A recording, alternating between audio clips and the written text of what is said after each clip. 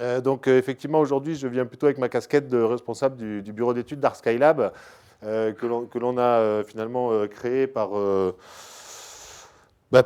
une opportunité particulière et puis surtout pas mal de sollicitations. On a lancé en 2008, hein, vous savez, en 2008, alors c'est la vraie dernière fois où j'étais dans cette salle, mais on n'était pas en présentation comme ça plénière. C'était l'organisation de l'année mondiale de l'astronomie. Vous savez que 2009 a été l'année mondiale de l'astronomie. Et comme d'habitude sur ce sujet-là, en Midi-Pyrénées, on n'est quand même pas les derniers. Donc il y avait une très grosse dynamique ici dans la salle Coriolis qui accueillait donc tous les représentants des différentes associations, structures de vulgarisation scientifique, laboratoires professionnels, enfin tous les gens qui œuvrent de près ou de loin dans le domaine de l'astronomie. Et en fait, ça a été un creuset assez exceptionnel pour lancer les idées les plus folles qu'on pouvait avoir depuis quelques années sans jamais oser les présenter. Et donc, ça nous a permis, en fait, ça a été un tremplin pour lancer ces idées. Et parmi ces idées les plus folles, il y en a eu deux que j'ai envie de citer tout de suite. La première, c'est un événement très grand public de grande ampleur qui devait exister à Toulouse pour présenter un petit peu les sciences de l'astronomie et de l'espace. Donc ça s'appelle Ciel en Fête. C'est un événement qui dure depuis maintenant 2009 et qui a lieu tous les 2 ans à la Cité de l'Espace qui nous accueille. Et puis la deuxième idée, certainement la plus folle qu'on a lancée à cette occasion-là, c'était de créer une réserve internationale de ciel étoilé autour du pic du Midi de Bigorre. Alors, ce n'est pas une idée qu'on a inventée à l'époque, puisqu'il y avait déjà une réserve internationale de ciel étoilé qui avait été validée dans le monde, en fait, au Québec, autour du mont Mégantic. Mais l'idée, c'était vraiment d'importer ce modèle et, si possible, de le développer un petit peu à une zone où il y avait aussi beaucoup d'habitations, en fait, hein, d'habitants, et donc beaucoup de lumière. J'y reviendrai tout à l'heure, mais vous devinez sans trop de soucis que c'est facile d'aller planter un drapeau au milieu du désert de Gobi en disant j'ai créé une réserve de ciel étoilé. Ça n'a pas trop d'intérêt en termes de travail avec le territoire, puisque l'intérêt, c'est quand même d'essayer de faire comprendre aux gens, les habitants, les politiques, etc., qu'il y a peut-être un intérêt à commencer à réfléchir à l'usage qu'on fait de l'éclairage public pour le réduire. Et donc l'intérêt, c'était de faire ce travail dans une zone où il y avait de l'éclairage public, évidemment, et si possible beaucoup, comme ça nous a donné beaucoup de travail. Alors, je débute donc cette présentation. Alors, comme je l'ai dit tout à l'heure, elle se veut un peu plus descriptive de nos outils aujourd'hui que l'on a développés pour mesurer et modéliser cette pollution lumineuse, afin en fait de créer des outils qui seraient vraiment utiles pour les collectivités qui pourraient faire appel à nous. Alors, c'est des collectivités territoriales, des communes, des régions, des parcs nationaux, régionaux, mais pourquoi pas des entreprises privées aussi, hein, qui peuvent s'intéresser à leur parc d'éclairage. Je prends l'exemple d'Airbus. Ici, on est à Toulouse. Hein. Il faut savoir qu'Airbus, uniquement sur le site de Saint-Martin-du-Touche, c'est l'équivalent d'une ville de 35 000 habitants. Et en termes d'éclairage public, ce n'est pas complètement négligeable, je vous montrerai tout à l'heure. Et ils ont évidemment finalement les mêmes problématiques que beaucoup d'autres, c'est-à-dire essentiellement économiques, hein, quand c'est une entreprise comme ça. Mais ils ont, je crois, une quinzaine de parkings qui restent allumés toute la nuit. Enfin, il y a quand même une grosse problématique là-dessus. Mais avec des contraintes liées aussi à l'industrie, avec des problèmes de sécurité, etc., etc. Alors, pour rentrer un petit peu dans le vif du sujet, je vous présente cette petite vidéo que vous avez certainement tous déjà vue 1000 fois hein, sur YouTube. Hein, vous allez vous renseigner un peu. C'est des images évidemment faites depuis l'ISS, où on survole la Terre donc la nuit. Alors, il y a plein de trucs superbes hein, quand on survole la Terre de nuit. On voit évidemment les étoiles qui se baladent, des aurores boréales. Il faut savoir que l'ISS fait le tour de la Terre en 90 minutes, donc ça va quand même très vite. Ils ont la chance de voir quelques couchers et levées de soleil par jour hein, là-haut. Alors on peut se rendre compte évidemment de l'aspect très ténu de notre atmosphère, hein, qui est très fine, et puis on sent sa fragilité en fait hein, quand on la voit de là-haut. Ensuite, en survolant la Terre depuis 400 km d'altitude, on voit les continents, les mers, les océans, la neige, etc. Mais évidemment, ce que je vais vous montrer aujourd'hui, c'est plutôt pour ça que je suis là, c'est ce qu'on voit quand on survole des zones habitées la nuit. Alors pour rentrer tout de suite dans le vif du sujet, ce que vous êtes en train d'observer, c'est vos impôts qui partent en fumée. Rigoler, c'est avec vos sous. Hein. En fait, tout simplement, c'est la grosse majorité de l'éclairage qu'on voit sur Terre, c'est de l'éclairage public. L'éclairage public, comme son nom l'indique, est payé par des finances publiques et il est là pour servir aux gens qui s'y intéressent et en tout cas qui le financent, c'est-à-dire nous, êtres humains. Jusqu'à preuve du contraire, on évolue plutôt sur le plancher des vaches. Et donc l'éclairage public, on en a besoin au sol. Et donc, si depuis 400 km d'altitude, on voit directement comme ça l'éclairage public regardant vers le bas, ça veut dire qu'il y a quand même une partie non négligeable de cet éclairage qui est dirigée directement vers le haut. Et ça, c'est du pur gaspillage. Alors, c'est du gaspillage pour les astronomes. Je pense qu'il y en a encore quelques-uns dans la salle quand même. Et donc, évidemment, c'est les premiers à avoir tiré la sonnette d'alarme en voyant un petit peu leur outil de travail se voiler finalement. Mais ensuite, on verra qu'il y a tout un tas d'autres impacts sur la biodiversité en général, sur la santé des êtres humains, des problématiques de confort, et puis évidemment des problématiques économiques aussi. Et tout ça, en fait qu'on est en face d'une équation magique quand on s'intéresse à cette problématique de pollution lumineuse. J'y reviendrai certainement au cours de l'exposé. Mais en gros, si on travaille à réduire un peu l'éclairage sans tout éteindre, attention, hein, alors, l'argument qui est souvent retourné, c'est l'argument sécuritaire. Hein, je pense que j'y reviendrai plusieurs fois, puisqu'on le balaye assez facilement de manière prouvée, quoi, statistiquement. Il n'y a pas plus d'insécurité si on éteint une route, par exemple, ou un quartier.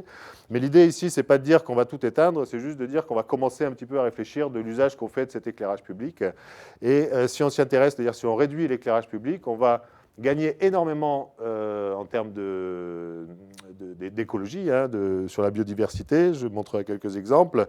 On va solutionner des problèmes de santé publique qui commencent à peine à être un peu connus, mais qui sont de manière assez évidente très graves, et on le saura, comme c'est souvent le cas, trop tard.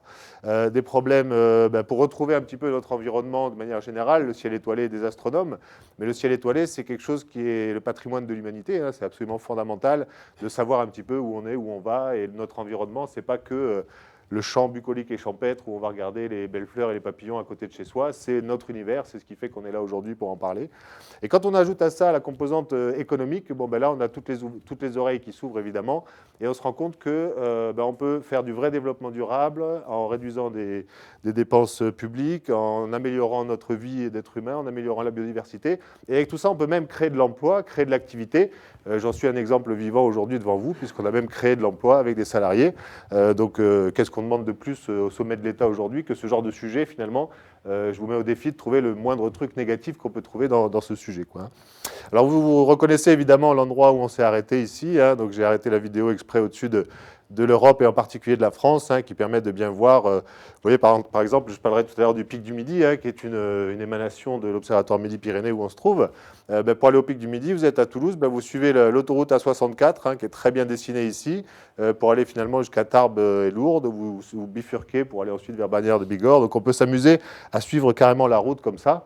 Alors qu'un premier constat est de dire qu'une autoroute comme l'autoroute A64 n'a déjà pas besoin d'être éclairée puisque les voitures ont déjà leurs phares. Donc c'est déjà une redondance non nécessaire, quoi. Alors rapidement, je ne vous fais pas l'affront de rentrer dans les détails de ce genre de choses parce que je suis normalement devant un public qui devrait connaître un petit peu ces sujets-là.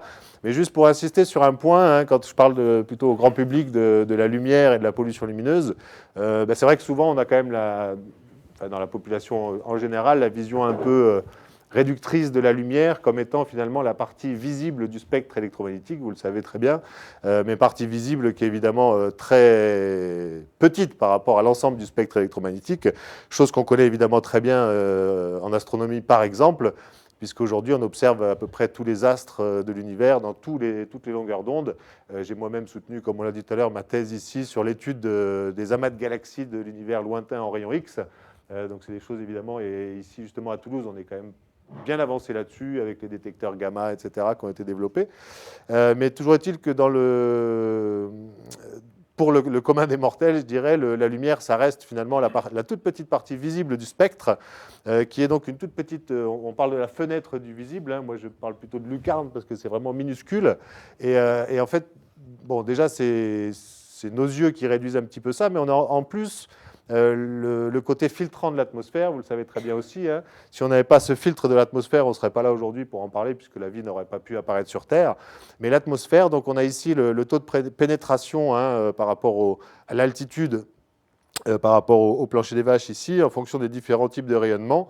Et vous le savez aussi bien, je pense, mais il y a à peu près que la partie visible du spectre qui arrive jusqu'au sol, à part un petit peu d'ondes radio, hein, mais on sait très bien que pour aller étudier les astres dans toutes les autres longueurs d'onde, on est obligé d'envoyer des choses au-delà de l'atmosphère, fusées, satellites, ballons, etc.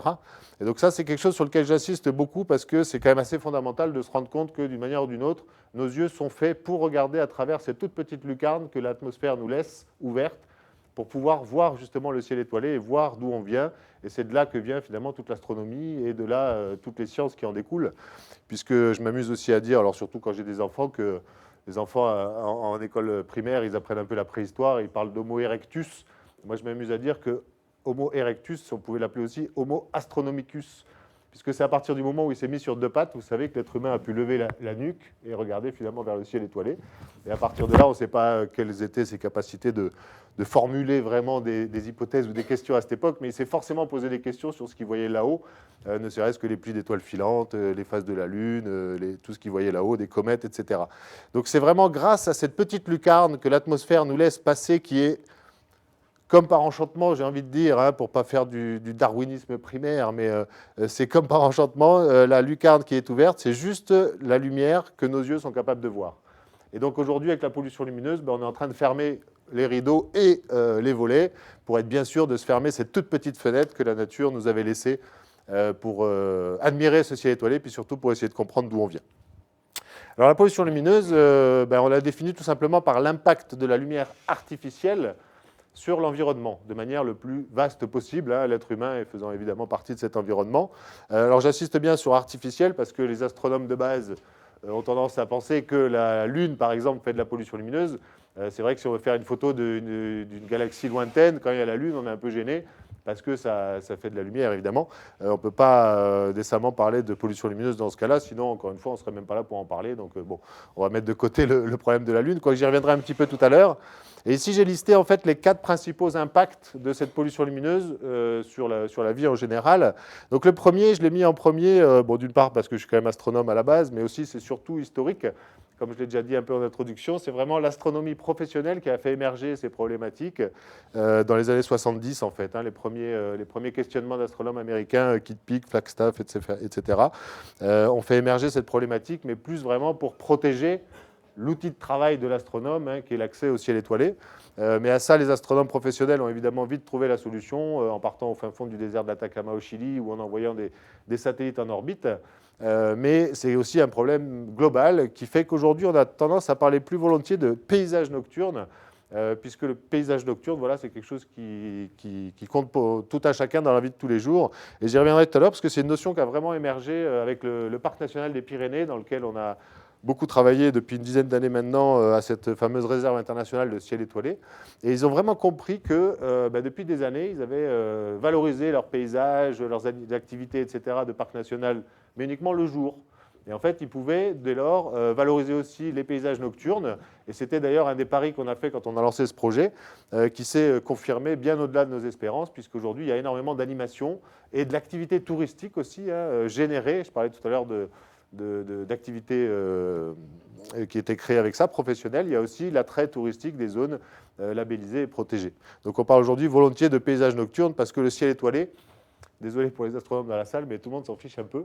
Et quand on avait, il y a 20 ans de ça, dans notre seul discours, la protection du ciel étoilé, voilà, on avait des libertaires un peu extrémistes qui pouvaient nous dire prends ton vélo et va justement dans le désert de Gobi, là-bas tu pourras voir les étoiles tranquilles.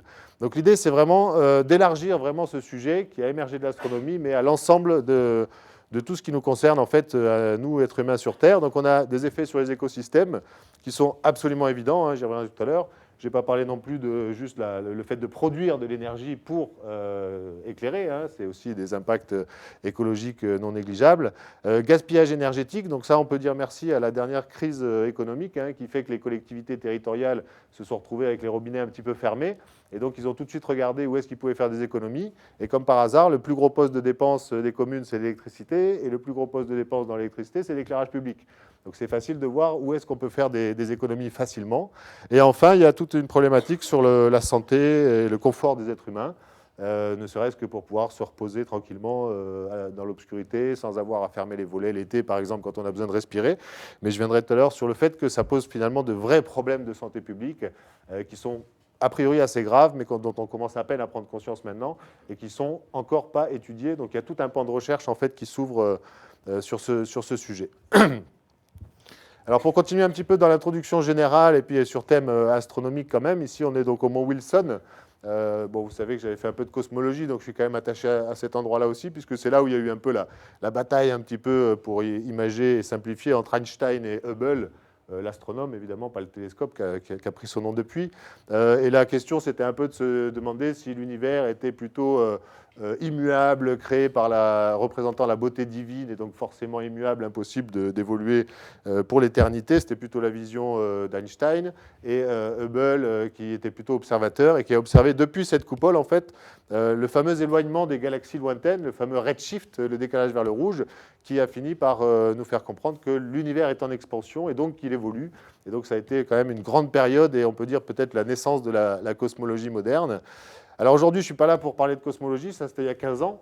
Donc depuis le télescope du Mont Wilson, on peut s'amuser à regarder vers le haut, donc les galaxies lointaines, pour mesurer cette expansion, mais on peut aussi pointer vers le bas pour regarder ce qui se passe. Et vers le bas, on peut admirer la constellation de Los Angeles.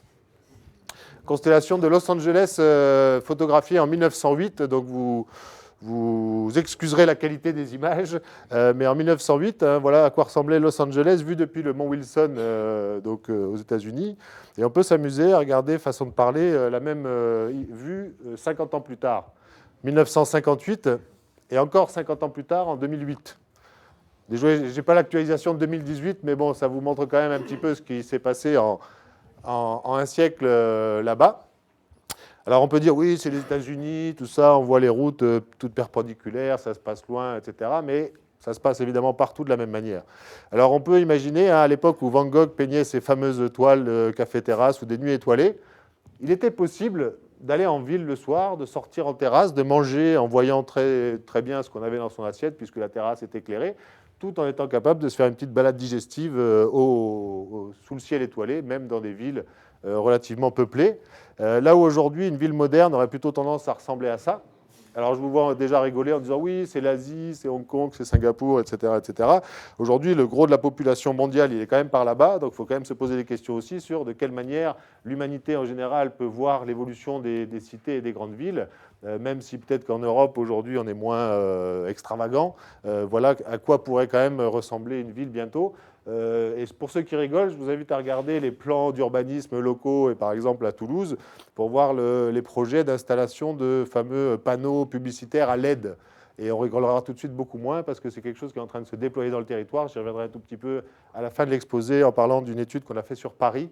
Mais c'est vraiment la tendance généralisée, et ces panneaux à LED, c'est vraiment la plaie pour tout le monde, y compris encore une fois pour la santé de nous-mêmes et de nos enfants. Alors ça, c'est beaucoup plus proche que de chez nous, c'est plus de la mise en valeur de patrimoine artificiel ou naturel, mais vous voyez tout de suite évidemment où je veux en venir. C'est déjà pas la meilleure façon de mettre en valeur une architecture naturelle que de l'écraser avec des mégawatts ou kilowatts, ça suffit, de lumière, surtout quand elle est mal dirigée, que ça déborde complètement vers le haut, etc. Ça, on le voit très bien aussi avec la mise en valeur du patrimoine architectural. On a travaillé il y a quelques années avec la précédente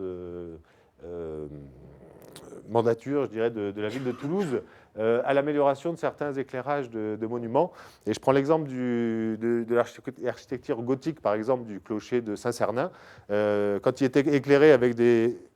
Romande, pardon, excusez-moi, mais avec beaucoup de détails quand même d'architecture très fins.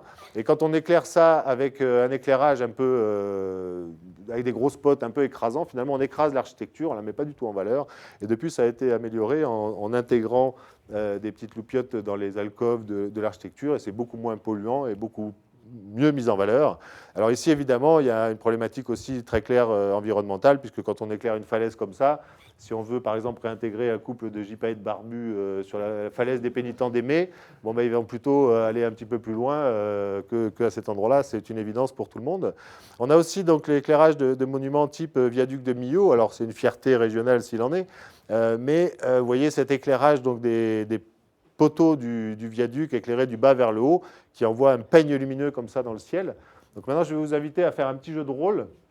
Vous allez vous mettre dans la tête d'un oiseau migrateur qui, comme tout animal migrateur, a tendance à utiliser des corridors naturels pour ses migrations, donc une vallée par exemple. Et donc cet oiseau migrateur qui, lui, c'est le jour où il a prévu de migrer, dans sa tête, c'est comme ça qu'il est programmé. Mais il se trouve que ce jour-là, il y a du brouillard et il a prévu de passer par le viaduc de Millau. Et donc là, vous allez vous retrouver en face d'un mur infranchissable. Alors là, il n'y a pas beaucoup de brouillard, mais imaginez un brouillard comme ça, avec les éclairages vers le haut, il va se retrouver en face d'un mur infranchissable. Et croyez-le ou pas, mais pour un oiseau, c'est absolument infranchissable. C'est comme si c'était un mur physique. Lui, il a ce rideau de lumière devant lui, il ne peut juste plus passer. Et donc, on arrive à retrouver comme ça des cas très concrets où on va compter des milliers d'oiseaux morts au pied de pont le jour de départ en migration parce qu'ils n'ont pas pu franchir, tout simplement. Alors là, c'est un exemple, mais des exemples comme ça, il y en a des milliers. Je vous en représenterai 2-3 autres tout à l'heure. Ou tout de suite, puisque c'est la prochaine diapo. Donc l'impact sur la faune en général. Alors, bon, je pense que j'ai tendance à être souvent un peu trop bavard et je pense que vous m'avez accordé qu'une heure. Donc je ne vais pas m'apesantir sur ce sujet, mais voilà quelques exemples. Et en fait, on pourra en faire une liste complète et on pourra en parler toute la journée. Ma formation, ce n'est pas franchement l'écologie non plus, donc ce n'est pas ma très grande spécialité. Mais il y a des exemples qui sont tellement évidents que je peux vous les citer quand même. Bon, les grands rapaces nocturnes, eux, la nature les a dotés d'atouts pour être meilleurs que les autres la nuit quand il n'y a pas beaucoup de lumière. Tout simplement, hein, les grands yeux, les grandes oreilles, etc. Hein, avec des mots très simples, mais s'il y a de la lumière partout, ben, ils ont moins ces atouts-là, donc ils sont moins efficaces dans leur prédation, par exemple, mais ils peuvent être aussi plus facilement chassés par d'autres, etc. Bon, un exemple qui est quand même assez marquant et puis particulièrement mignon, c'est les petites tortues marines. Vous savez, par exemple, hein, les tortues luttes qui éclosent sur une plage guyanaise. Il y en a d'autres dans le monde, mais celle-là en particulier, les tortues luttes, vous savez que les mamans vont traverser des milliers de kilomètres dans les océans pour revenir toujours sur la même plage à quelques mètres près. C'est un instinct qui est assez impressionnant. Elles font des trous dans le sable jusqu'à un bon mètre de profondeur et puis elles s'en vont en attendant que les œufs éclosent. Et les petites tortues, quand elles sortent de là, bon, ben déjà, elles se sont complètement épuisées à la naissance. Vous imaginez creuser un mètre de sable pour sortir. Et là, elles ont quelque chose qui est quand même bien fait, c'est que leur instinct leur dit « va tout de suite dans la mer pour éviter de te faire manger par des prédateurs, les chiens errants, les oiseaux, etc. etc. » Et comment elles font pour repérer tout de suite l'endroit où elles doivent aller? Ben, elles se repèrent en fait sur le reflet de la lune et des étoiles sur les vagues sur le bord de la plage. Et donc si derrière il y a un village qui est éclairé, bon, ben, elles ne savent plus se repérer et on les voit. Alors c'est très impressionnant parce que quand on est dans l'obscurité totale, c'est parmi les rares expériences scientifiques qui ont été faites à ce sujet. Dans l'obscurité totale, elles vont tout de suite dans la bonne direction. Alors que si on a de l'éclairage derrière, ben on voit que c'est complètement aléatoire, elles vont partir un petit peu dans tous les sens et donc elles vont se faire dévorer facilement. Bon, les insectes et les papillons de nuit, bon, mais ça vous avez tous été témoins des génocides, hein, je pèse mes mots, puisque c'est des millions ou des milliards de morts tous les soirs d'été autour des lampadaires. Les chauves-souris, il y a des choses assez cocasses, puisqu'il y a des... C'est une des espèces les plus étudiées aussi aujourd'hui sur le sujet, puisque c'est un sujet facile à étudier. On a des techniques d'ultrasons, etc., pour les capter, voir leur déplacement et tout. Mais dans les chauves-souris, il y a eu des mutations de population. Alors, il y a eu plusieurs types de mutations. Alors, c'est assez, pas envie de dire amusant, mais intéressant. Il y a des chauves-souris qui ont dit lucifuges, c'est-à-dire qu'elles ont plutôt peur de la lumière. Elles sont parties plus loin pour éviter cette lumière. Et il y en a d'autres qui, au contraire, ont compris qu'il y avait quand même une solution de facilité. C'est que si elles s'installaient à proximité d'habitations où il y avait de l'éclairage public, ben, elles n'auraient plus trop à se fatiguer pour aller au garde-manger d'à côté. Elles n'ont plus qu'à ouvrir la porte du frigo pour aller manger tranquillement sous les lampadaires. Et donc on a vraiment, c'est le cas des pipistrelles par exemple, hein, qui sont très communes dans les zones un peu habitées. Bon, les grands mammifères aussi, hein, il y a des problématiques de fragmentation de territoire. Si vous avez une route éclairée qui fragmente un territoire, c'est le même problème pour les chasseurs en Sologne par exemple. Quand on fragmente le territoire en privatisant des parcelles et en les clôturant, ben, la population va moins se mélanger. Alors ça peut faire sourire un peu de dire ça, mais c'est des vrais problèmes. Il y a un problème de consanguinité dans la population des grands mammifères, par exemple, parce qu'ils ne se mélangent plus à différentes populations. Et donc, ça appauvrit le package génétique, et donc ils sont moins à même de lutter, etc. etc. Donc, finalement, c'est tout un tas de problèmes en cascade. Il y a les pollinisateurs aussi, hein, qui sont inquiétés par la pollution lumineuse. Et là, avec les pollinisateurs, on imagine très bien les dégâts que ça peut produire en cascade suite à ça. Voilà, donc pour la faune, il y a évidemment pléthore d'exemples possibles. Et alors, il y a un point assez essentiel sur lequel je voulais revenir aussi. Ici, il y a un petit graphe. Alors, bon, la qualité du graphe vous montre la profusion de résultats dans la matière. C'est-à-dire qu'il n'y a pas beaucoup de choses, en fait, qui ont été faites hein, au niveau scientifique, même sur ces sujets-là. Donc, c'est un vieux graphe, mais qui montre, en gros, l'activité des insectes par rapport à la période horaire hein, dans la journée. Donc, ici, c'est la nuit, ici, c'est le jour. Et alors, là, il y a une différence que je voulais vous noter. Alors, évidemment, on se rend compte que les insectes, bon, ils bougent beaucoup plus la nuit que le jour. Première conclusion assez évidente. Une deuxième qui l'est éventuellement un peu moins, c'est qu'ils bougent surtout en début de nuit et moins en fin de nuit. Et ça, on le sait pour tous les animaux. Hein. On a plus de chances de croiser un chevreuil à la tombée de la nuit, entre chien et loup au début de la nuit, qu'en plein milieu de la nuit. Donc il y a beaucoup d'animaux finalement qui vivent plutôt au début de la nuit. Mais un autre point qui est assez important, c'est, vous voyez ici en bas, en vert plus sombre, ici c'est la pleine lune versus nouvelle lune. Alors ça, c'est quelque chose qui est assez fondamental, j'y viendrai tout à l'heure quand je vous donnerai quelques notions d'éclairement hein, dans les zones éclairées. En gros, la Lune, gardez à l'esprit que la Lune, en fonction de sa phase, elle éclaire moins de 1 lux. Alors les lux, hein, vous connaissez certainement, mais c'est une unité de mesure qui permet de mesurer l'éclairement qu'on a en un lieu donné. Et donc la Lune, c'est entre 0,1 et 1 lux. Donc, alors juste tout de suite pour donner une idée, une route normale ou une zone de ville normale selon les normes européennes, ça doit être à peu près 10 lux, donc 10 fois plus que la pleine lune. Un stade de foot pendant un match régional, ça va être 200 lux à peu près. Un stade de foot, genre Stade de France, un soir de Coupe du Monde, on va être à 1000 lux à peu près. Voilà. Donc c'est pour vous donner un petit peu une idée, mais toujours est-il que vous voyez ici la différence de sensibilité donc, des insectes, hein, vous voyez la différence d'activité par nuit noire que par nuit de pleine lune. Ce qui veut dire que les animaux sont tout de suite sensibilisés par la présence, ne serait-ce que de 1 lux, voire d'une fraction de lux, par la présence de la Lune. Et donc quand on va éclairer un parking à 100, 200 lux, vous imaginez l'impact que ça va avoir tout de suite sur la biodiversité. Ici, c'est une petite illustration pour montrer aussi une des rares études qui a été faite, qui a été publiée dans Nature au mois d'août 2017. Là, c'est très récent. Une étude donc, sur l'impact qu'on doit au Muséum d'histoire naturelle de Paris et CNRS. Une étude d'impact de la pollution lumineuse sur les pollinisateurs. Et donc, c'est un des rares résultats scientifiques à ce jour sur des études de biodiversité, avec des études de chauves-souris qui ont montré justement que les chauves-souris aussi vont beaucoup plus être actives en début de nuit qu'en milieu de nuit. Alors j'insiste un petit peu sur ce point-là parce que je viendrai tout à l'heure, parmi les actions qu'on peut faire pour améliorer un peu la gestion des parcs d'éclairage, et c'est quelque chose qui est très à la mode maintenant, c'est l'extinction de l'éclairage public en cœur de nuit. Vous avez certainement entendu parler de ça. Aujourd'hui, il y a plus de 12 000 communes en France qui éteignent leur éclairage public, ou en tout cas en partie en cœur de nuit. Alors le cœur de nuit, ça dépend. Quand on est dans le nord de la France, on dit que c'est de 23h à 5h du matin. Autour de Toulouse, le cœur de nuit, on a plutôt tendance à le débuter à 1h du matin. Et puis en Andalousie, je ne vous en parle pas, mais ça c'est autre chose. Et donc ce qui est assez fondamental de ça, c'est que c'est facile d'éteindre la lumière. Le maire qui a le pouvoir de police dans une commune peut éteindre l'interrupteur et puis c'est tout, hein, sans même demander à personne. Il doit quand même normalement informer la population. C'est quand même un minimum, ce qu'on dit obligation de publicité.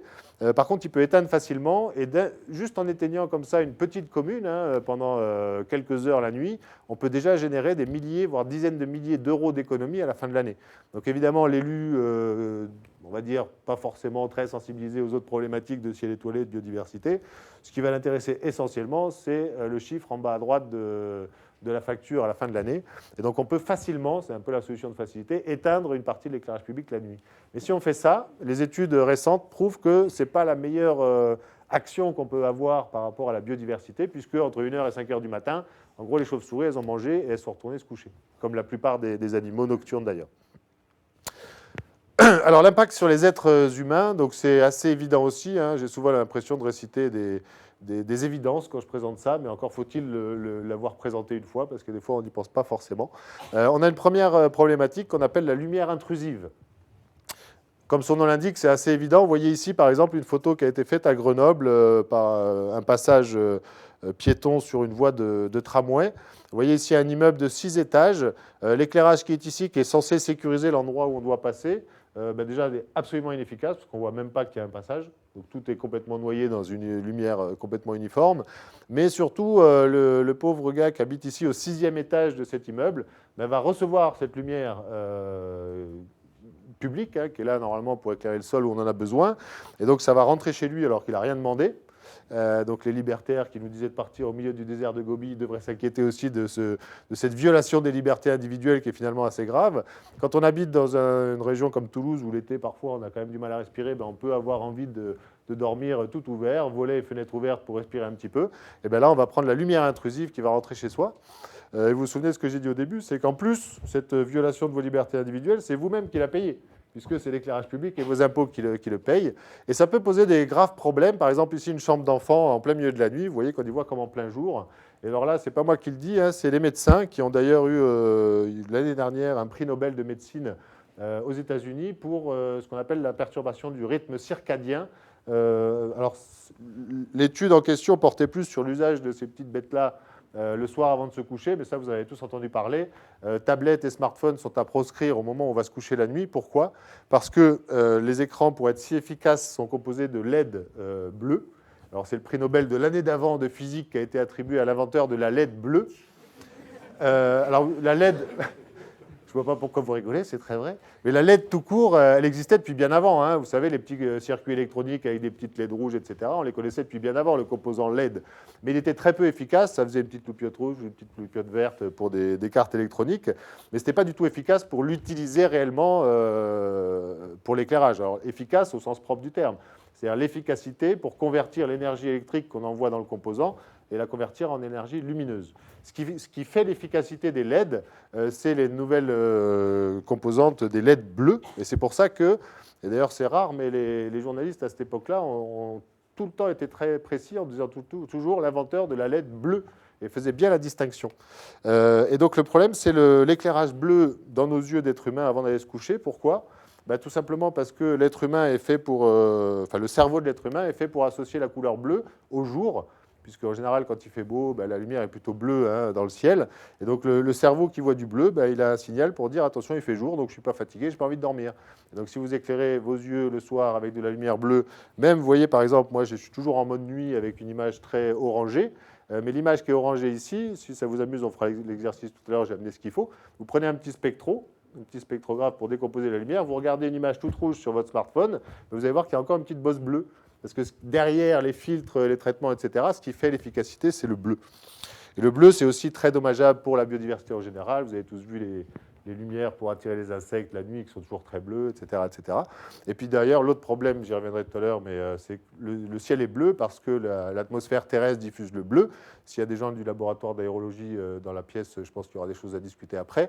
Mais l'atmosphère diffuse vraiment le bleu. Et du coup, si demain on remplaçait l'éclairage public par de la LED bleue, on pourrait potentiellement démultiplier les halos au-dessus des villes d'un facteur 4 par rapport à l'éclairage au sodium très orangé monochromatique actuel. Donc cette question du bleu dans l'éclairage et en particulier avec les LED est absolument fondamentale aujourd'hui pour ces questions d'éclairage. Donc ici, c'est un gros ver de terre. En fait, c'est la molécule de mélatonine. La mélatonine, qu'on appelle communément l'hormone du sommeil, qui est quand même un composant absolument essentiel pour l'être humain. C'est le résultat de cette étude américaine, mais qu'on savait déjà bien avant. Et c'est elle, en fait, qui règle le rythme circadien jour-nuit et qui fait que l'être humain, la nuit, se régénère pour pouvoir le lendemain être plus efficace pour lutter contre les agressions de la vie quotidienne. Voilà, donc cette question du bleu est absolument fondamentale. Alors j'en viens maintenant à la partie vraiment analyse de cette pollution lumineuse, une fois qu'on a compris qu'il pouvait y avoir des choses pas terribles et que ce serait bien de s'en préoccuper un petit peu. La question, c'est de savoir comment on étudie cette pollution lumineuse pour pouvoir la traiter pour différents sujets que je développerai à la fin de l'exposé. Donc on a différents moyens de mesure, on va dire historiques. Alors, pour des points très techniques, ce qui est utilisé par des bureaux d'études qui travaillent vraiment sur l'éclairage public ou de l'architecture, etc. On a ce qu'on appelle des luxmètres qui permettent de mesurer donc, le niveau d'éclairement en un lieu donné et savoir que tout ça, évidemment, en Europe est très régi. Il y a des normes de partout pour l'éclairage des bureaux, l'éclairage des centres commerciaux, mais aussi l'éclairage extérieur. Donc il y a des normes européenne pour l'éclairement extérieur. Alors déjà, il y a quelque chose qui est assez étonnant. Alors, c'est pas rare qu'il y ait des choses bizarres avec les normes, mais la norme européenne pour l'éclairage extérieur public fixe qu'un minimum, qui est déjà en général beaucoup trop élevé, mais on fixe qu'un minimum. C'est-à-dire, vous devez éclairer minimum ça, mais après, vous faites ce que vous voulez. Donc déjà, c'est quand même assez étonnant en soi de fixer qu'un minimum. Alors ensuite, une fois qu'on mesure l'éclairage, on peut aussi décomposer la lumière par des spectros pour voir un petit peu de quoi elle est composée et voir justement cette fameuse composante bleue. Ensuite, différents moyens d'imagerie, donc assez classiques, photographique ou photographie à 360. Et puis des petits engins de mesure comme ce petit boîtier-là, alors qui ne paye pas de mine.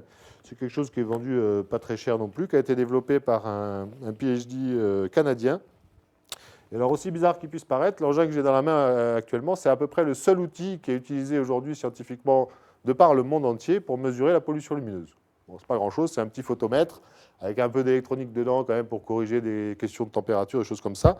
Et donc, vous voyez, on prend le machin. Alors, je le cache parce que ça n'aime pas trop quand il y a de la lumière quand même. C'est fait pour les faibles luminosités. J'appuie sur un bouton et ça doit mesurer. Ah là, ça m'a sorti que la température. Il n'a pas assez de lumière, donc il réfléchit. Bon, bref, vous voyez sur l'image là-haut, ça vous sort une valeur. On dirait qu'il a un bug, celui-là.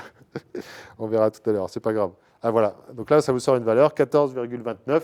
Bon, ça ne vous dit pas grand-chose comme ça, mais c'est une mesure en magnitude par arc seconde carré, sachant qu'il y a un petit photomètre avec une petite optique, et en gros, ça mesure la luminosité sur un angle solide avec un angle de 20 degrés. Voilà. Donc si on pointe ça vers le ciel, vers le zénith, ça mesure la luminosité du fond de ciel en magnitude par arc seconde carré.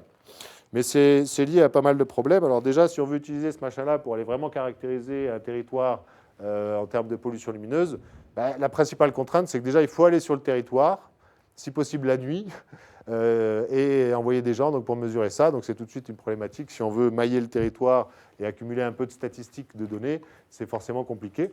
Et puis en plus, c'est quand même lié à pas mal de biais de mesures, liés à la température, au protocole d'utilisation, au fait par exemple qu'il y ait un circuit électronique dedans qui lui-même va chauffer. Enfin, il y a tout un tas de trucs auxquels il faut faire un petit peu attention quand on utilise ça. Et donc c'est pour ça qu'on a travaillé sur des outils un peu plus performants que je vais vous présenter après. Et puis ensuite, on peut aussi évidemment prendre de la hauteur, puisque ce qui nous intéresse aussi, c'est de voir ce qui est éclairé au sol éventuellement. Donc en faisant des photos aériennes, voire par satellite éventuellement. Donc voilà les différents outils de mesure. Et après, je vous montrerai aussi qu'on peut faire des simulations et des modélisations. Alors voilà le genre de photos qu'on peut réaliser pour caractériser la pollution lumineuse de nuit. L'idée n'est pas de faire des jolies photos des villages la nuit à des fins publicitaires. Hein. On ne fait pas des cartes postales, donc c'est des photos qui sont volontairement un peu saturées. Mais là, le but du jeu, c'est de voir les lieux où on va avoir de l'éblouissement, de voir la diffusion de la lumière de l'éclairage public sur l'environnement. Là, on est en plein cœur du parc national des Pyrénées, par exemple. Donc ici, on est sur des zones qui sont quand même particulièrement contraintes. Hein. Si vous êtes baladé là-bas, vous savez qu'il y a un certain nombre de contraintes dans les parcs nationaux. Mais ça, c'en est une qui n'a jamais été abordée, tout simplement. C'est que là, la lumière du petit village qui doit avoir 50 âmes et 30 points lumineux, vous voyez l'impact qu'il a sur la biodiversité environnante du parc national et donc sur les espèces, etc. Ici, c'est une ville un petit peu plus grande, Cauterets, qui a plus de 700 points lumineux. Alors, ce qui est amusant, c'est qu'on commence à voir qu'on peut faire des traitements d'images, évidemment, sur ces images de pollution lumineuse, du même type qu'on peut faire sur des galaxies lointaines, par exemple. Vous verrez aussi tout à l'heure les modèles qu'on vous présente. À chaque fois que je les vois, ça me rappelle vaguement quand même quelques souvenirs de l'époque où j'étais dans ces locaux, où on travaillait sur les amas de galaxies, puisqu'on avait aussi ce genre d'images en fausse couleur, etc. Donc ici, ça permet, ne serait-ce, alors c'est pas grand-chose, hein, là c'est juste voir visualisation en fausse couleur, mais vous n'aviez pas forcément remarqué avec l'image initiale que la falaise qui est là-haut, où il y a aussi tentative de réintroduction de rapaces, par exemple, est complètement illuminée par la lumière de Cauterets, qui est quand même quelques centaines de mètres plus bas Pardon, je ne trouve pas le mot. Enfin, vous avez compris, en altitude. Voilà. Bon. Alors après, on peut faire des images donc, avec des caméras spécialement dédiées pour faire des images donc, all sky, donc de tout le ciel. Ça, c'est une image qui a été faite au pic du Midi. Hein. C'est un endroit où on voit encore pas mal la Voie lactée, ce qui devient très rare hein, quand même. Donc si vous avez la chance d'avoir vu la Voie lactée dans votre vie, dites-vous que vous avez eu la chance de voir la Voie lactée dans votre vie, parce qu'il y a quand même pas mal de gens qui ne l'ont jamais vue. On voit les halos lumineux aussi hein, des communes à l'horizon. On peut utiliser ce genre de technique en ville aussi pour bien mettre en exergue les problématiques de lumière intrusive sur les façades. Alors là, il y a un projet dont vous avez peut-être déjà entendu parler en grand séminaire, il me semble, Yves, un projet de l'Observatoire de Paris qui s'appelle Fripon. L'idée, en fait, étant de déployer sur le territoire national, mais un peu au-delà aussi, en gros, une caméra all sky par département. Alors là, l'idée, c'est plus de filmer le ciel en continu pour repérer les chutes de météores, des bolides, en fait, hein, des gros astéroïdes, enfin des grosses météores qui pourraient donner naissance à une météorite, c'est-à-dire où on pourrait éventuellement, grâce à la triangulation obtenue en regardant la trajectoire avec différentes caméras, connaître le lieu de l'impact de la chute sur Terre pour aller ramasser le caillou qui est tombé. Quelque chose qui s'est encore à peu près jamais fait. Alors l'idée, évidemment, c'est quand on a un réseau de caméras comme ça qui est sur tout le territoire, elle va capter un bolide de temps en temps, mais tout le reste du temps, ça sert un peu à rien. Et donc l'idée, c'est de pouvoir récupérer, pourquoi pas, les images et les mettre en réseau pour pouvoir aussi faire une espèce de monitoring de la pollution lumineuse en permanence grâce au déploiement de ces caméras. Alors l'avantage, c'est que la personne qui est à l'origine du réseau Fripon, qui est François Collat de l'Observatoire de Paris, est aussi à l'origine avec moi de la réserve de ciel étoilé du Pic du Midi de Bigorre. Et donc ça va être assez simplifié quand même pour créer du réseau avec ce personnage-là qui est déjà pas mal impliqué sur la question. Alors bon, ça c'est juste illustratif, mais on peut imaginer, c'est une société anglaise là, qui utilise plutôt des moyens aériens pour faire de l'imagerie combinée visible et thermique. Donc pour voir un petit peu, alors là, c'est pas forcément pour voir vraiment les problématiques de pollution lumineuse, mais plus pour voir des problématiques de bon éclairement. parce qu'on est aussi sollicité de plus en plus pour apporter un peu de conseils pour savoir, d'une part, comment réduire la pollution lumineuse, mais aussi comment bien éclairer. Et donc, ce qu'on peut voir typiquement ici, c'est des différences de couleurs. Donc de spectre, ce qu'on appelle la température de couleur, hein, entre le sodium et typiquement les LED ici, voire des néons violets de centres commerciaux, etc. Donc la vision aérienne permet de voir ça, permet de voir le recouvrement des zones éclairées au sol pour voir l'uniformité de l'éclairage, etc., etc. Et donc on peut aussi faire des images satellites. Alors là aussi, moi je suis le premier étonné. Ici à Toulouse, on est quand même bien placé pour se poser la question. Mais il n'y a aujourd'hui aucun satellite dédié, en tout cas connu et pas à secret défense, hein, mais il n'y a aucun satellite, aucune manip spatiale dédiée vraiment à l'observation de la Terre la nuit pour des problématiques de pollution lumineuse. Donc il y a quand même un satellite de la NASA avec une manip qui s'appelle VIRS, qui est en orbite depuis 2012, si je ne dis pas de bêtises, et qui a été amélioré. Non, 2012, c'est le nouveau détecteur. Depuis 2007, je crois, et en 2012, ils ont un nouveau détecteur qui gagne un peu en résolution. Mais l'idée, c'est plus de faire, ils ont des caméras dédiées aussi à l'émission, par exemple, des feux de forêt. Parce qu'ici, en plein milieu de l'Afrique, vous imaginez bien que ce n'est pas forcément de la pollution lumineuse due à l'éclairage public qu'on va trouver, mais plutôt des feux de forêt. Et ce n'est vraiment pas dédié à l'éclairage public. Typiquement, le détecteur de VIRS coupe à 450 nanomètres en longueur d'onde. C'est-à-dire qu'il ne va pas être sensible aux fameux pics de bleu, par exemple, des LED qu'on est en train de déployer de manière massive maintenant. Donc, ce n'est clairement pas un outil dédié à l'étude de la pollution lumineuse, mais ça donne quand même une bonne idée de ce à quoi peut ressembler la Terre vue la nuit, avec des choses assez cocasses. Donc là, je parlais des feux de broussailles. On a évidemment des torchères aussi, dans les endroits où il y a du pétrole. Et puis, vous voyez ici quelque chose d'assez étonnant aussi, quand on parle de biodiversité, entre le Japon et la Corée. Alors déjà, on peut comparer la Corée du Nord et la Corée du Sud. C'est à la mode en ce moment. La pollution lumineuse de la Corée du Nord et la Corée du Sud, c'est assez parlant en termes de géopolitique aussi, vous voyez. Pyongyang est par là, et ici, on va voir c'est où, bref. Et entre le Japon et la Corée, il n'y a pas beaucoup de villes éclairées non plus, mais il y a beaucoup de pêcheurs, parce que les Japonais aiment bien le poisson. Et ils ont compris que là-bas, si on balance des méga spots dans la mer, ça va attirer le poisson et on va être beaucoup plus efficace. Voilà, donc en termes de, on va dire, de lien entre la lumière et la biodiversité, ça se pose là aussi. Et donc voilà ce que permet par exemple le satellite, le détecteur VIRS de la NASA, de voir, tout à l'heure je vous ai montré des photos de Los Angeles, mais évidemment la technologie photographique entre 1908 et 2008 a un tout petit peu évolué, donc ce n'est pas vraiment comparable, c'était juste pour vous faire peur au début. Mais ici c'est vraiment comparable parce que c'est le même détecteur qui a servi dans les deux cas, donc 1992-2010. Donc vous voyez à quel point les choses ont quand même évolué, en particulier toute l'Europe de l'Est, etc. Et je vous passe sur le genre de comparaison sur la Chine, le Brésil ou l'Inde, par exemple, où là, on passe de noir à blanc. Voilà, donc le satellite permet quand même de voir ce genre d'évolution. Et ici, on a une image aussi qui est faite par satellite aussi, en fait, depuis l'ISS. Mais là, c'est de la photographie faite par les astronautes dans la fameuse coupole qui a été pas mal démocratisée, on va dire, par Thomas Pesquet récemment. C'est dans la coupole, vous savez, c'est l'espèce de véranda qui sert de cours de récréation aux astronautes de la Station spatiale internationale.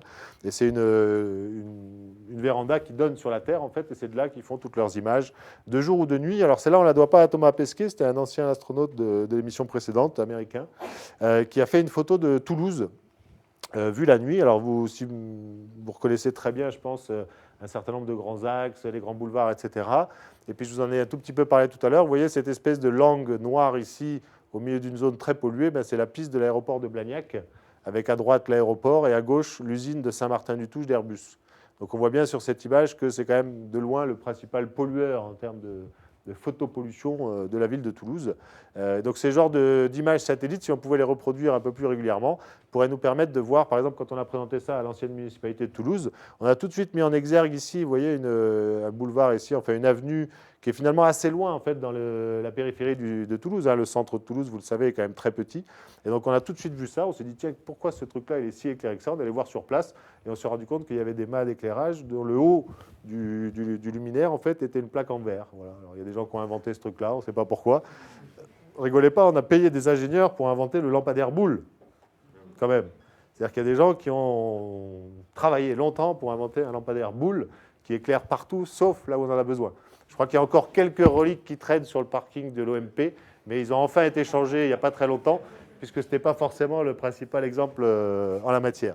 Bon, voilà des images. Donc, vous voyez qu'avec des techniques photographiques de base depuis l'ISS, on arrive quand même à obtenir des chouettes résolutions qui nous permettent d'avancer sérieusement. Alors ensuite, on va, comme je vous l'ai dit, travailler aussi avec de la spectroscopie. Donc, on va décomposer l'image qui vient des sources installées sur le territoire. Donc, on a ici des cas assez typiques, de l'halogène, du sodium ici, où on a le fameux pic orangé. Hein, c'est ça qui fait que la grosse majorité encore actuellement déployée en France, c'est du sodium pour la plupart. Mais on a encore beaucoup de trucs bizarres avec soit des lampes à halogénure métallique ou des ballons fluorescents aussi composés de mercure. Donc ça, c'est interdit par la loi depuis 2015, mais il y a encore entre 10 à 20%, voire 50% sur certains territoires, de lampes à vapeur de mercure qui doivent être de toute façon remplacées. Et là, on a un problème d'urgence un petit peu, puisque c'est interdit par la loi depuis 2015. Il y en a encore 20% sur le territoire national, mais il n'y a plus une lampe en stock pour les remplacer. C'est-à-dire que là, il y a une problématique très concrète des gens qui gèrent des parcs d'éclairage public, c'est qu'une lampe tombe en panne, ils ne peuvent plus la remplacer. Alors, qu'est-ce qu'on fait?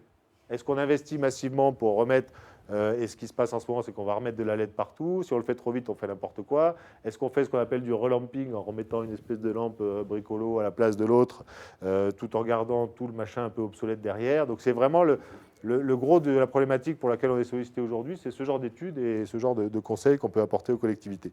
Et ici, donc, le fameux spectre de la LED bleue. Alors vous comprenez maintenant mieux pourquoi on appelle ça la LED bleue. C'est-à-dire que ça a un spectre relativement continu, mais avec un énorme pic dans le bleu, hein, qui est dû au composant silicium, et donc qui va émettre cette fameuse efficacité de l'éclairage des LED bleus à cause de ce bleu. Alors après, on peut imaginer de filtrer le bleu, mais du coup, on perd toute l'efficacité. Enfin, il y a tout un travail de haute technologie, finalement, actuel, pour essayer de rendre ces LED bleus un peu moins bleus, mais en gardant de l'efficacité. Et finalement, on y arrive quand même pas mal. Tiens, puisque je suis là, je vais juste vous montrer un petit truc assez intéressant.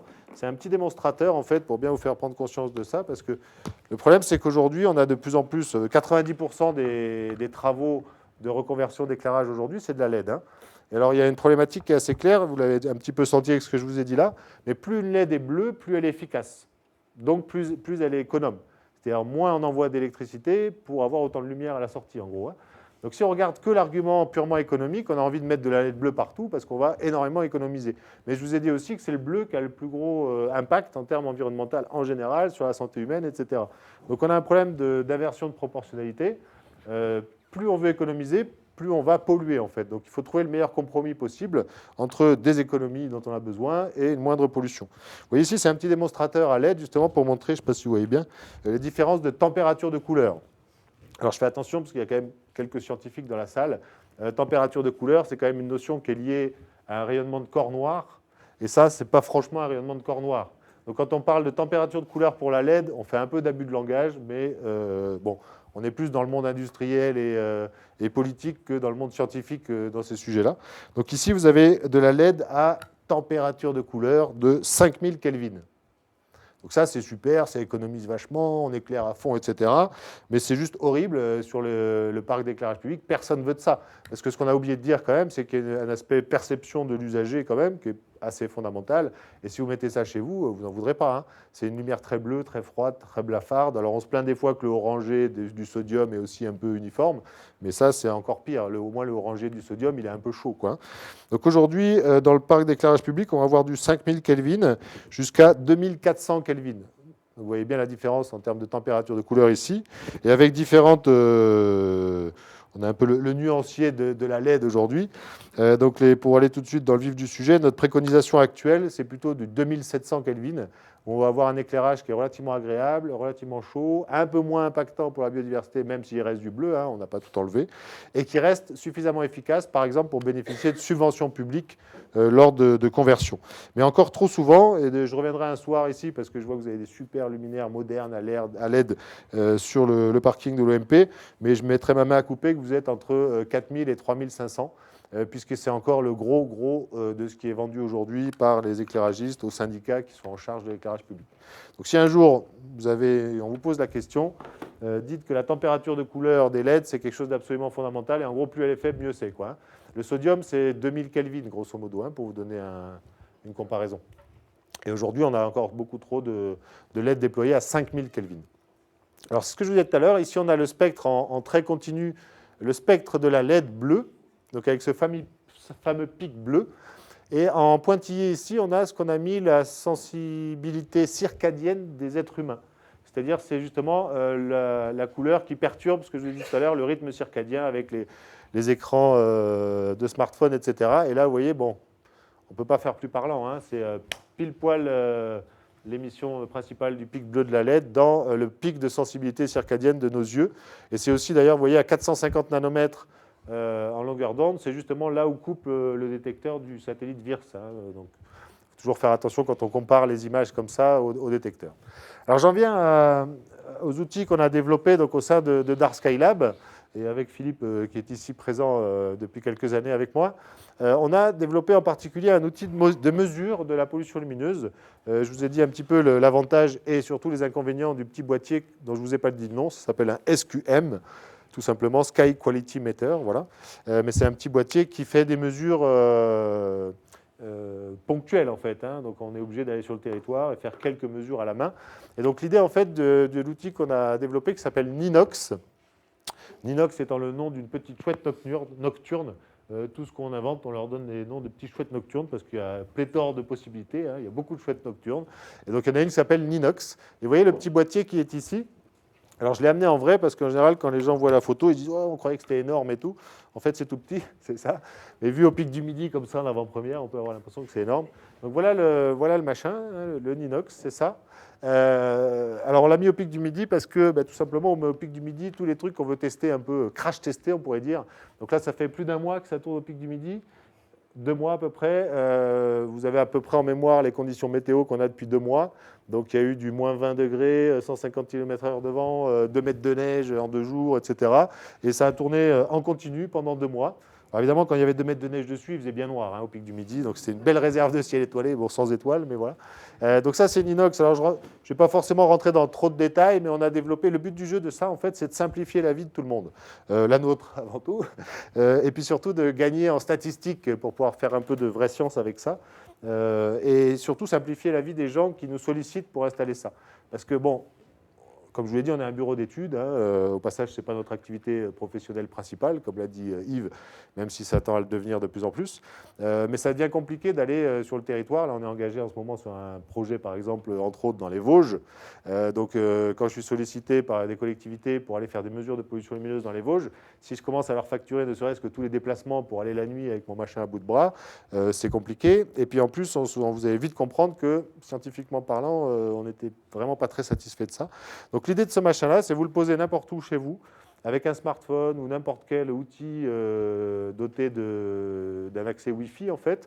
Vous vous connectez là-dessus. Donc en gros, on a pris le SQM et on a fabriqué une petite carte électronique, alors pour ceux qui sont familiers, à base de petits joujoux, genre Raspberry Pi, etc. Et donc ça génère son propre réseau Wi-Fi. Donc vous vous connectez là-dessus en Wi-Fi. En 2 clics, vous déclenchez en fait la prise de mesure.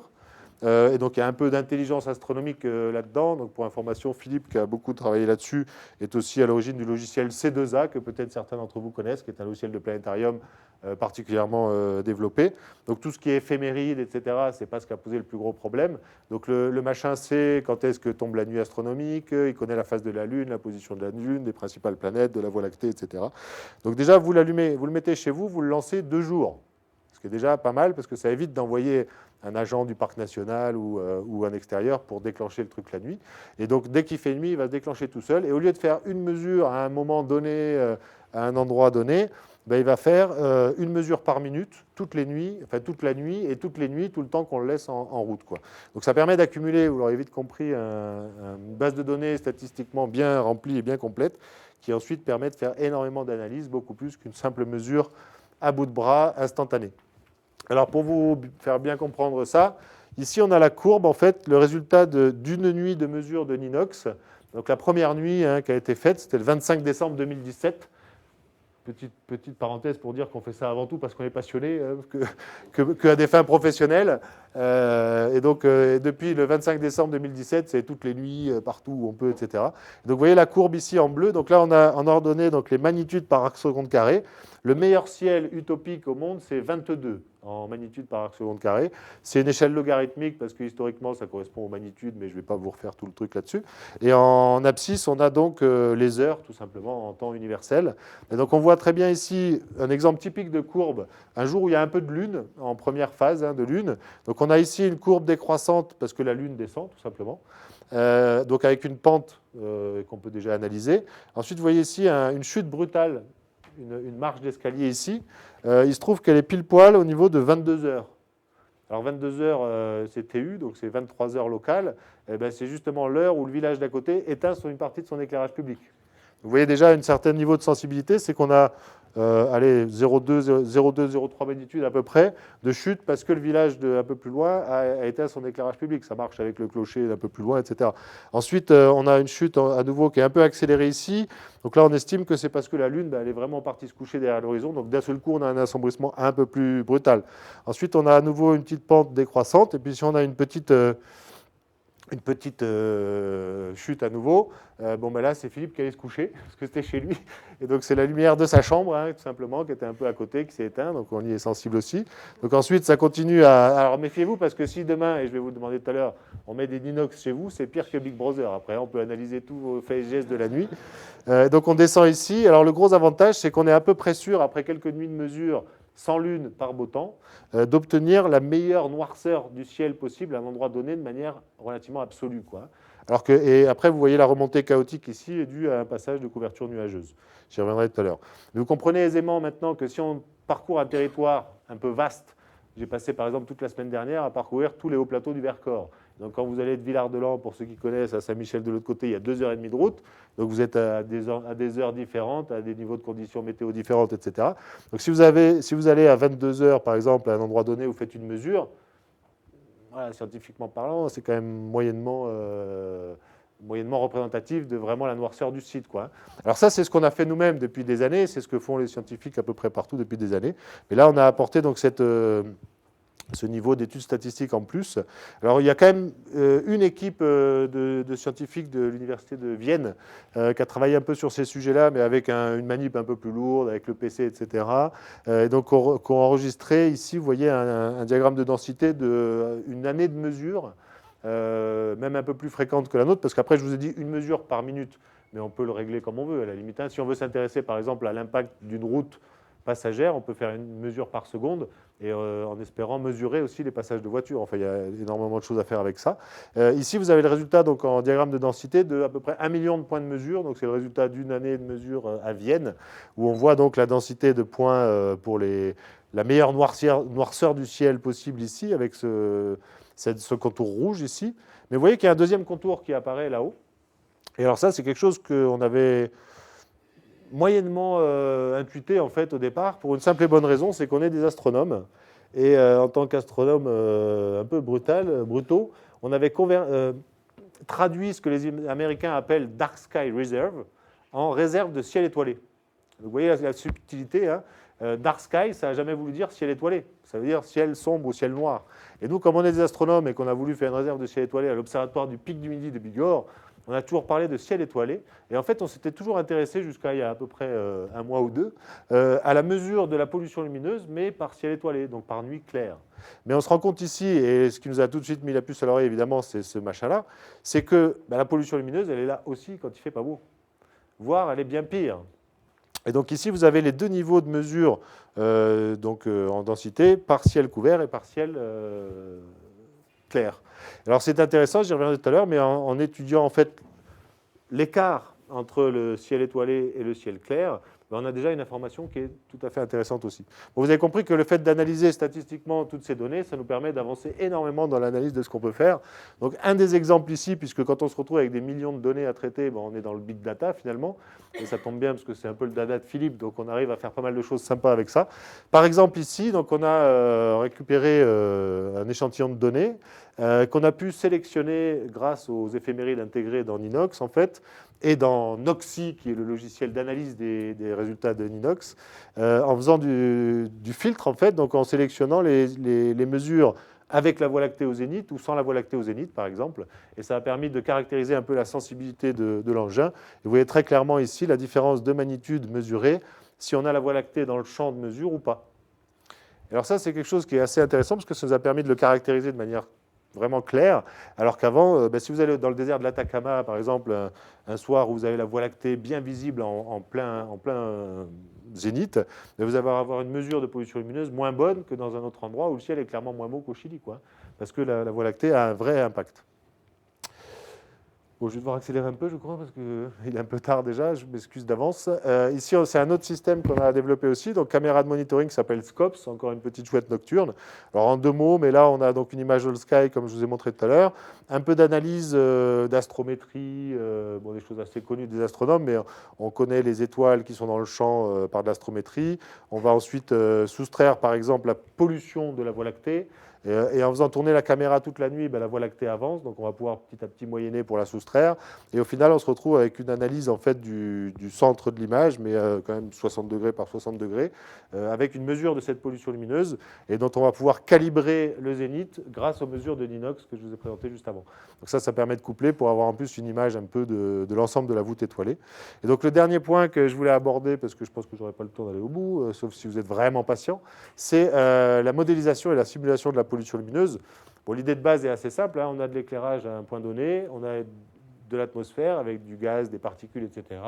Donc il y a des diffusions, des processus de diffusion assez classiques, de relais de manière générale, voire de mie quand on a des particules un peu plus grosses, pollution de l'air, aérosols, etc.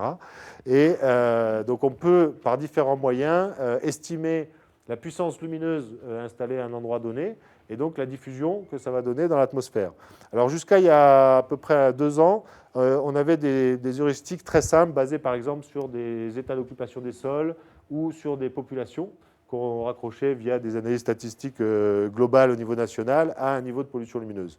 Je vais tout de suite passer à la prochaine pour dire que depuis 2 ans maintenant, on intègre dans le calcul de ces modèles en fait, les vraies bases de données géoréférencées des parcs d'éclairage public. Alors c'est quelque chose qui est assez fondamental puisqu'on va de la résolution typique de la taille de la ville elle-même en fait, autant dire qu'une ville comme Toulouse ou Paris, on ne peut rien faire, on a un gros pâté, à la résolution typique de l'écartement entre 2 lampadaires implantés réellement sur le territoire. Alors la vraie difficulté, c'est d'accéder à la base de données, parce que c'est des bases de données d'éclairage public, donc par définition, ça nous appartient. Mais d'aller les chercher auprès des syndicats, des communes, des régies, etc., c'est une autre paire de manches. Bon, très rapidement ici, vous voyez, on est dans le parc dans les Hautes-Pyrénées. Ici, c'est Lourdes, Argelès-Gazost, la vallée de Gavarnie.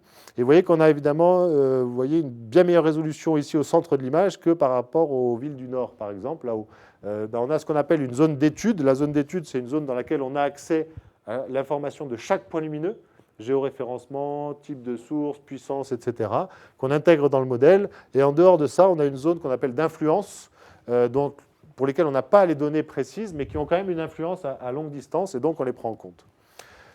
Bon, je ne vais pas rentrer dans le détail tout de suite, parce que je ne vais pas avoir le temps, mais bon, je suis quand même de formation scientifique un peu à la base, donc on a à cœur, quand on a un modèle comme ça, de le valider avec des mesures de terrain.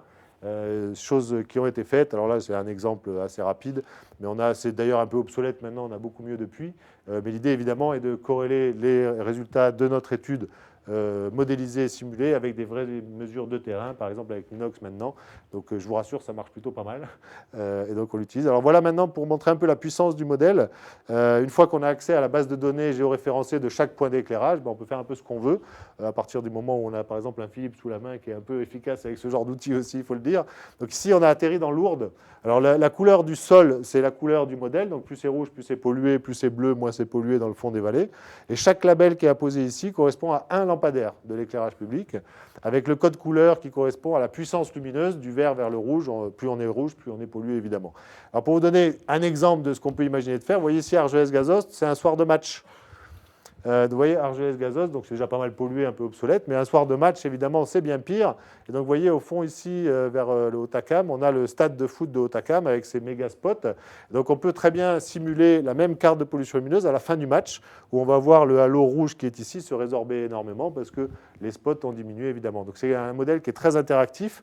Et c'est grâce à ça qu'on peut travailler aussi maintenant avec des grandes collectivités qui nous disent, tiens, je veux éteindre une rue, changer un quartier, etc. Et donc, on peut voir un petit peu l'impact que ça pourrait avoir. Et puis surtout, avoir l'impact aussi des petits hameaux rattachés à une commune dans les petites vallées, par exemple, quand il s'agit d'étudier les impacts environnementaux et sur la biodiversité. Alors, pour vous donner une idée de l'ampleur du travail, ici, c'est l'ensemble du département des Hautes-Pyrénées.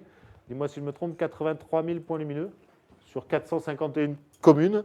Et donc ici, vous voyez, à l'exception de Tarbes et de Lannemezan, pour lesquels le syndicat départemental d'énergie ne gère pas l'éclairage public, ils sont en régie communale, comme c'est le cas des grandes villes en général.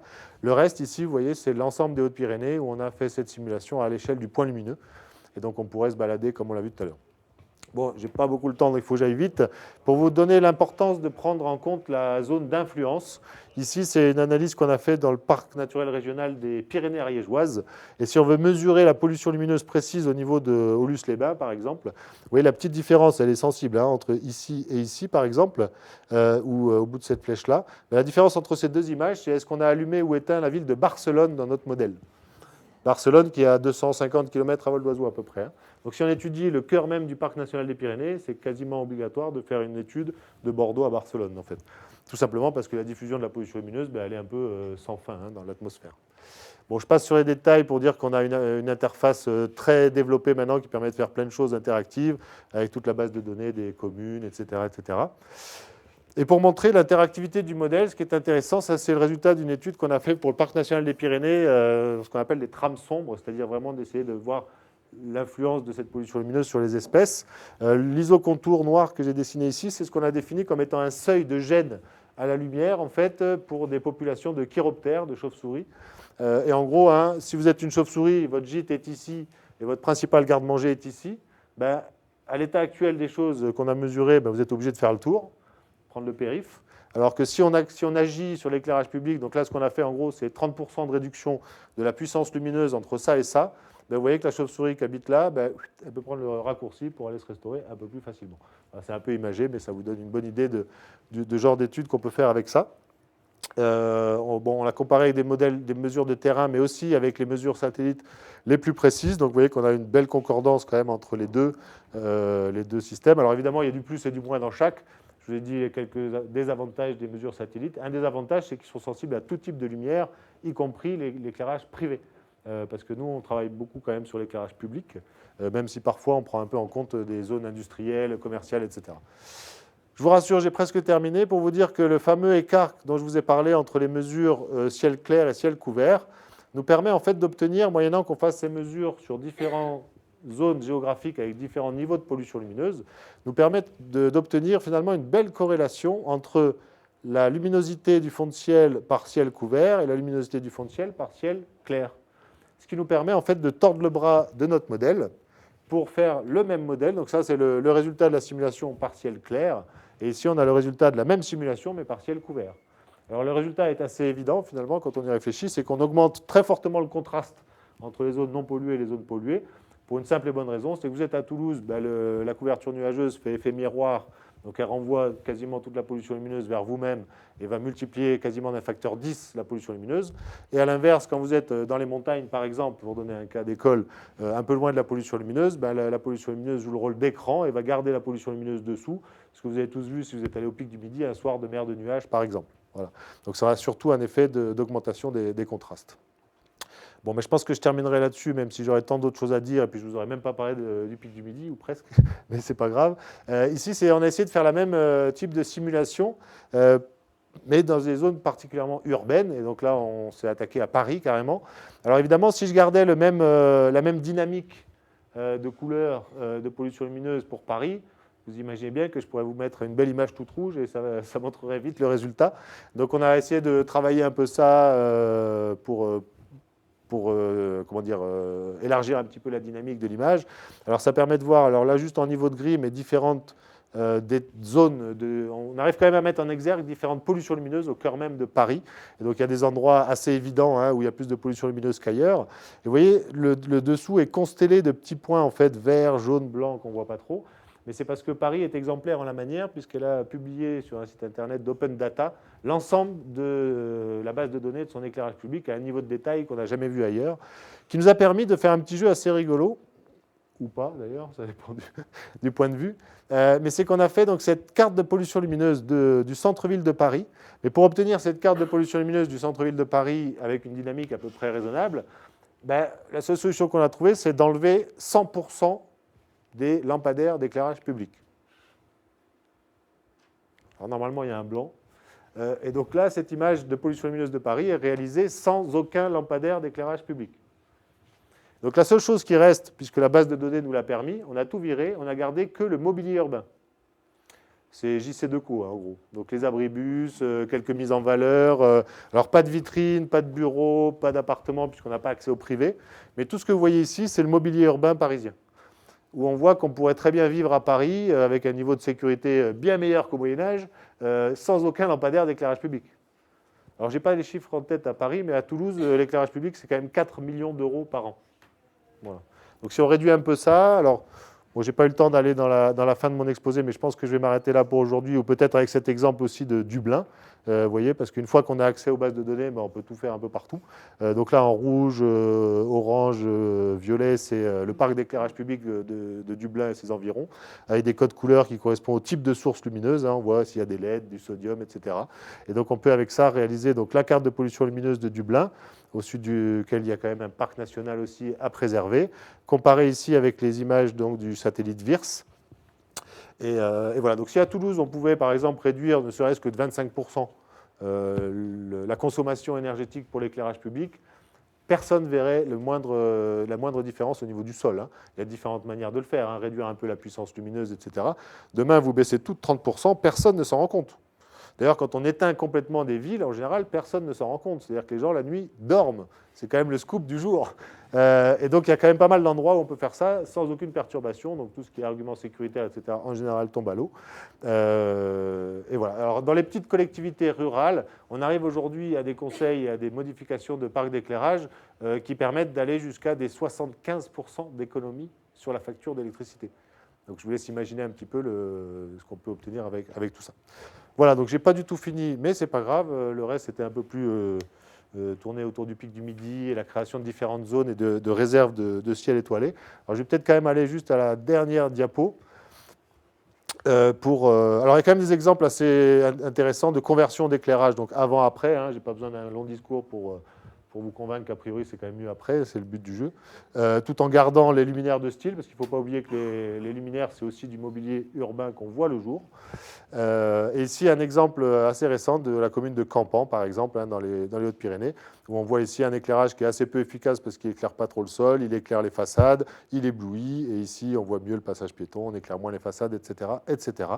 Et donc, j'en termine avec cette dernière planche, qui est une petite plaquette aussi grand public que je vous invite évidemment à prendre si ça vous intéresse, où on reprend les différents arguments avant-après sur une commune hypothétique. Donc on a l'éblouissement, etc., etc. Et donc la petite chouette qui est plantée ici sur son lampadaire respectueux de l'environnement nocturne vous dit merci de votre attention et de votre patience, puisque je pense que, comme à mon habitude, j'ai été un peu long. Merci à vous. Si vous avez des questions, ce sera...